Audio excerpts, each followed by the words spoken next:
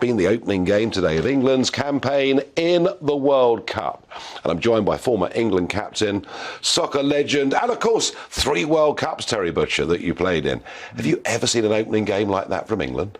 No, I thought the football was good, the patience was good, so much added time at the end of both halves.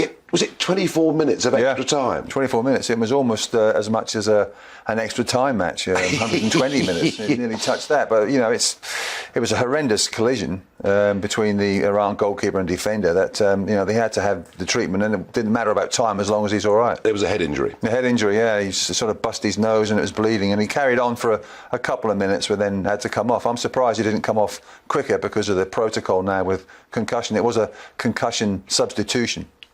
Yeah, I mean, under our club rules, Premier League rules, etc., he would have come off, but this is FIFA rules, but I'll come to FIFA. No. I'll come to FIFA in a moment. But I mean, in terms of the way because we scored 6 goals, we conceded 2.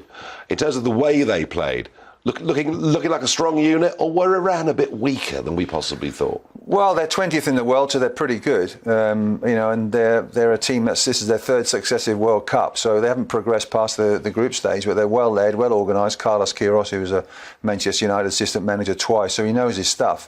But they just tore them to shreds at times, and I think the way that they played, particularly the younger ones, Bellingham was the man of the match, and you've got people like Saka scoring 2 goals.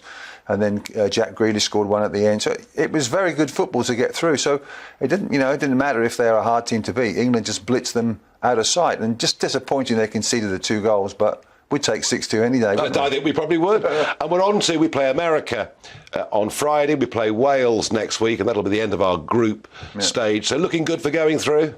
It's looking good, but these next 2 matches are far more difficult than Iran, so England have got to find a way. But, they may have slight injuries with Maguire, and 1 or 2 other players still can't play. So it's down to the squad. But the younger ones, people like Saka and Rashford, who scored as well, they've sort of, they've had redemption from those penalty misses in the Euros. Yeah. Well, nice to see. Wembley was absolutely horrible, wasn't it? Yeah. Wembley was absolutely horrible. Let's stay with me, please.